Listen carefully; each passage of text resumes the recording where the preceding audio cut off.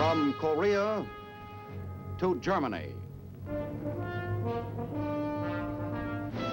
From Alaska to Puerto Rico.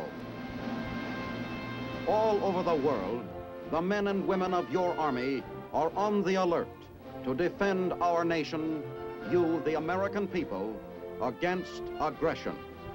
This is the big picture.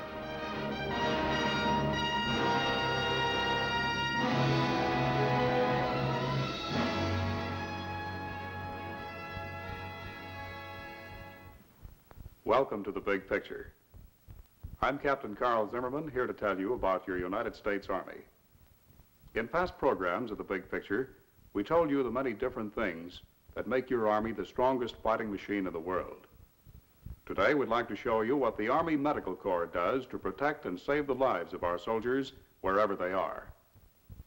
Later on in our program, we want you to meet Lieutenant Colonel S.J. Newsom of San Diego, California, who is a division surgeon with the Army's 7th Division in Korea. But first, we take you to Washington for a word of greeting by the Surgeon General of the Army, Major General George E. Armstrong. This program affords me a welcome opportunity to show you how the Army Medical Service does its job. Perhaps it will also give a basis for determining how well it does it. This is important because as we see our mission, we have an important responsibility not only to the men and women of the United States Army, but to you as well. Today, this mission is not easily accomplished. We are fighting a cruel enemy in a disease-ridden country. Our troops are also scattered in many other sections of the world where it is impossible to assure the same environmental conditions which may have prevailed at home. This much we can say, that your loved ones are safer today than under any comparable conditions in the past. That if wounded, they have twice the chance for survival as in World War II, and more than 3 times that of World War I. The story of how this was accomplished is both involved and exciting. This was Korea early in July 1950 when American troops were rushed from Japan to stop the columns of red armor that were pushing south from the 38th parallel.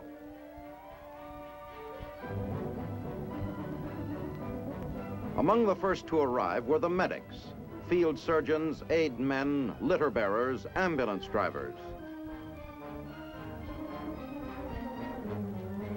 and essential supplies and equipment.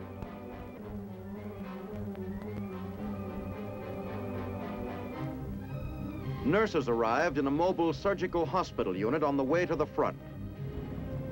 Although non-combatant, the men and women of the medical service are a part of the Army combat team. It is their job to conserve the Army's effective power and to evacuate and care for the sick and the wounded. Korea was a challenge to the Army Medical Service. Battle lines were fluid. The enemy was threatening the main road to the north beyond Daegu. We arrived in a strange country, its people uprooted by war. A country where malaria and dysentery are common, where epidemics of cholera and plague are a constant threat. In the early days of the Korean campaign, the planes that brought badly needed supplies and equipment were used to evacuate many of the more seriously ill and wounded.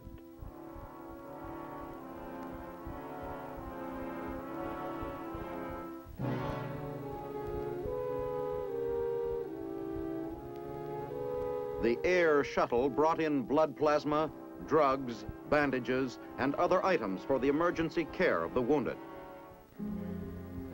Surgical instruments and equipment, anesthetics, dressings, whole blood, and other items for the mobile surgical hospital a few miles behind the lines. Our field medical units move with the combat troops they support.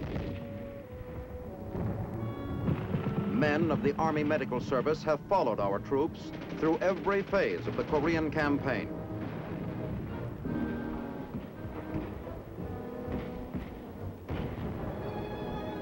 From the early tank battles in the South, when our forces were heavily outnumbered by the enemy,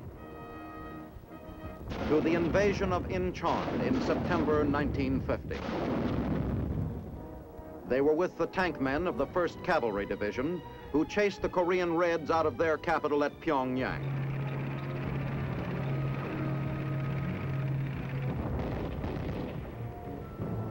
Men of the Army Medical Service jumped with the 4,100 paratroops who descended north of Pyongyang on 20 October 1950 to wipe out the remnants of General Kim's army. They were in the mountains along the Yalu River in November of that year when the Chinese Reds entered the conflict.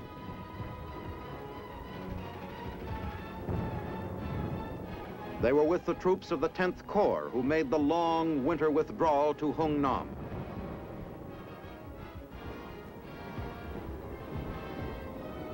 With the units of the 7th Infantry Division who were isolated and had to be evacuated by air. With the exhausted troops who were evacuated from Hungnam by sea.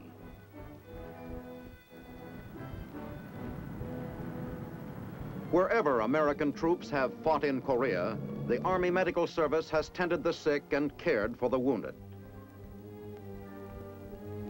In every engagement along the present battlefront,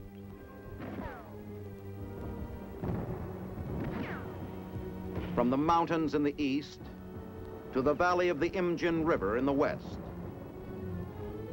its aid men and surgeons support our troops in airborne operations, in armored sorties,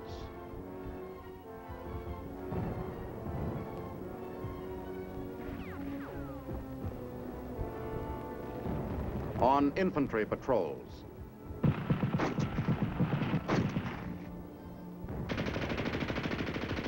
troops moving under fire are likely to suffer fairly heavy casualties. A trained medical aid man follows each infantry platoon into combat. The risks he takes to reach a wounded man while under fire often make the aid man himself a casualty. His main job is to keep the wounded man alive. Loss of blood is one of the main causes of death on the battlefield. Another is shock. The job of the litter bearers is equally hazardous and difficult. They are in a race against time. The first 24 hours after a soldier is hit may decide whether he is to live or die. Though exposed to enemy fire, they must be careful in removing the wounded man. They must get him to an aid station as quickly as they can. Approximately 98% of the men wounded in Korea have lived. One of the main reasons is speed in treatment. This is a battalion aid station, the beginning of a wounded man's swift journey through the echelons of medical aid. The man's first aid treatment is checked. Then he is rushed on for more definitive care. The average time spent here is only 72 minutes. Ambulatory cases walk the 300 to 800 yards back. Litter bearers are conserved for the more serious cases. The wounded man is tagged on the battlefield, and this record constantly receives additional information. Plasma is available here. The battalion aid station does what it can quickly, then hurries the man on. Many types of transportation are used in evacuation to the next echelon, the regimental collecting station. Wherever possible, ambulances are used.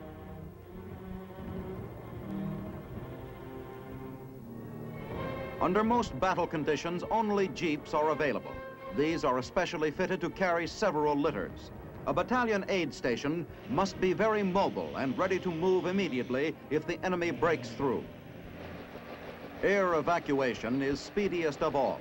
Often, certain channels of evacuation can be skipped, allowing the wounded to be carried directly to rear area hospitals.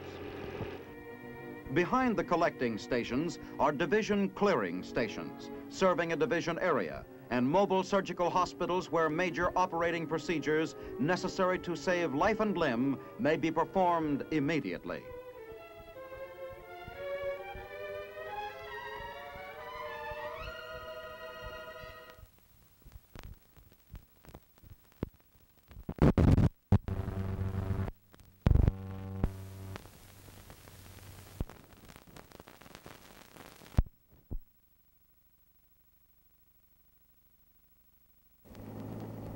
The results of speed have been shown by a hospital at Pusan. Out of 18,000 wounded brought in during the first 3 months of the war, only 40 men died.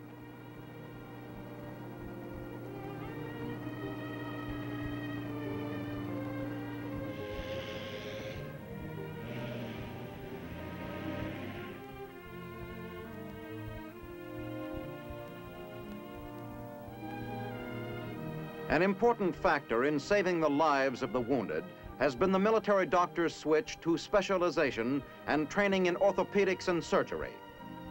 The death rate of wounded in World War I was 8%. In World War II, it was 4.5%. Korea's 2% death rate is a milestone in military medicine. The wasteful use of doctors in administrative jobs has been largely eliminated. The latest techniques, aided by antibiotics and the transfusions of whole blood, are being used. As soon as possible, casualties not able to return to duty are moved back through the chain of evacuation, eventually reaching general hospitals outside the combat zone. From Korea, casualties are evacuated to Japan by air, frequently bypassing many ground installations. This relieves the workload of such installations and eliminates excessive handling of casualties.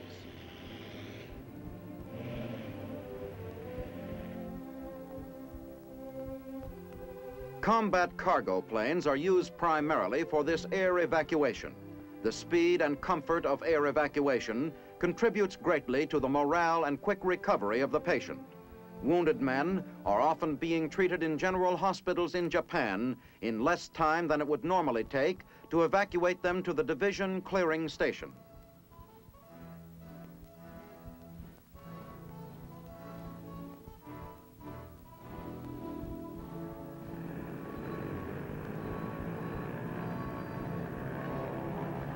Wherever American troops are engaged in combat, medical care is nearby.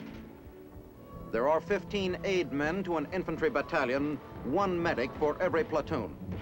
The work of the aid man is best told by Private Lubeck of the 7th Division. I'd like to let you people at home know what a terrific job the frontline medics and the Army nurses are doing here for us boys. I know because I was a casualty myself. The frontline medics did everything possible in getting me back to the battalion aid station and to Wonju. From there, the Army nurses did everything to comfort me all the way to Tokyo. I'd like to let you know that the Army nurses and these frontline medics are doing everything in their power to help GI back to recovery. Helicopters with specially constructed containers on the sides have played a major role in the rapid evacuation and care of wounded.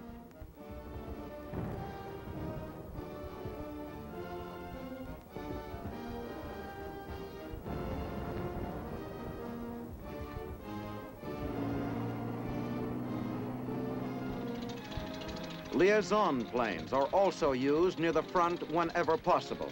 Many a wounded man who could not have survived a jeep or ambulance ride over the rough roads of Korea owes his life to these evacuation planes. Thousands of casualties, most of them litter cases, have been flown from Korea to permanent hospitals in Japan. The majority of these were flown in from the big supply centers of Pusan and Daegu. It takes only an hour and a half by plane, in contrast with 2 days' travel by ship. Here, Japanese civilians are utilized in handling the patients, although no Japanese doctors are used. More than half of all the wounded in Korea have been evacuated to Japan.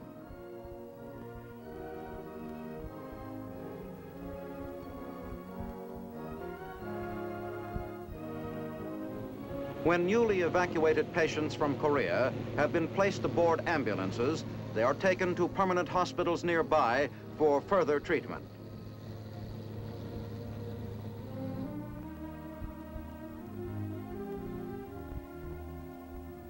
Here, casualties are checked to determine the type of treatment required. So far in the Korean War, combat wounds have been about 70% orthopedic, 16% surgical.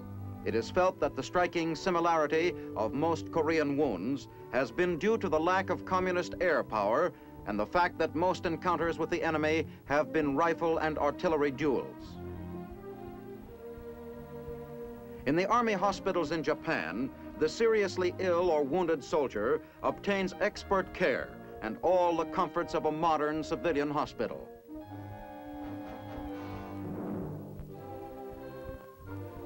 However, he is not allowed to remain here unless he is expected to return to duty in a few weeks.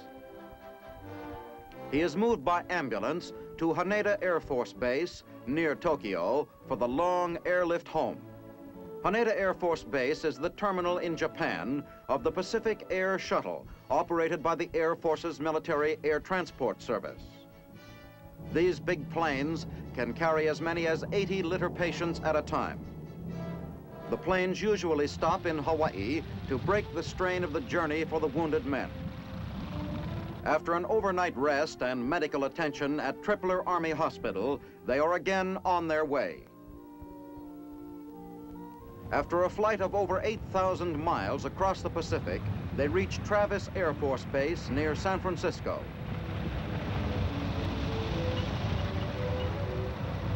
Here, they are moved temporarily to the Army Disembarkation Hospital for a rest and the necessary medical attention. As soon as the patient has recovered from the strain of the trip, he is evacuated to that Army hospital in the United States, which is considered best suited to give him the treatment he needs. Within 2 weeks of the day he was hit on the battlefield, the wounded man may arrive at one of the general hospitals in the U.S., such as Walter Reed General Hospital, largest and most complex of the many hospitals maintained by the Army Medical Service. We've shown you how the Army medics take care of our wounded. And now we'd like you to meet an Army medical officer, Lieutenant Colonel S.J. Newsom of San Diego, California, who is a division surgeon with the 7th Division in Korea. Well, Colonel Newsom, just what is the most important thing in keeping this wounded man alive? I think that speed is the most important thing. Anything we can do that reduces the time between the time that the wounded man is cared for by the company aid man and the time that the surgeon takes care of him is important. The first few hours mean the difference between that man's recovery and his failure to recovery. Mm-hmm. The helicopter has been of immense value to us for the seriously wounded cases and their transportation. But perhaps most important is the fact that we brought the trained surgeon, his equipment, the blood, and the antibiotics up farther forward. Well, now, when an outfit goes into an attack, can the medics make any plans in advance as to treatment and evacuation of their wounded? We always make plans, and then we make alternate plans. But the most important thing there is that we leave our organization flexible so that we can fit it to meet the exact situation that develops. Well, now, a moment ago, you spoke about bringing the surgeons closer to the front line. Well, once we have them there, what sort of facilities do they have? They really lack nothing that is essential to the proper care of the patient. The man is the important thing. And if you have the man plus enough equipment to do the job, you can do as fine a job in a tent in Korea as you can in an approved hospital in the States. That's very good to know, Colonel. Well, looking back on your experiences in Korea, what were the major handicaps in caring for this man? Well, we had a lot of handicaps. First of all, we had mountains, high mountains, and miserable roads. And then we had hot, humid summers and miserable cold winters. We had mud in between. Occasionally, medics had to fight the enemy in their self-defense and in the defense of their patients. But from a medical standpoint, perhaps the most important thing was disease, because Korea is a disease disease-ridden country. Well, what diseases were there, Colonel? But we just had everything. We had everything that's in the book. We had the same pneumonias that we have at home. We have smallpox as a much more virulent and deadly disease in the Orient. And lastly, we had a whole group of Oriental diseases that most of our people had never seen before. These were important because they affected not only the frontline man, but every soldier in Korea, and not only the soldiers, but the civilians.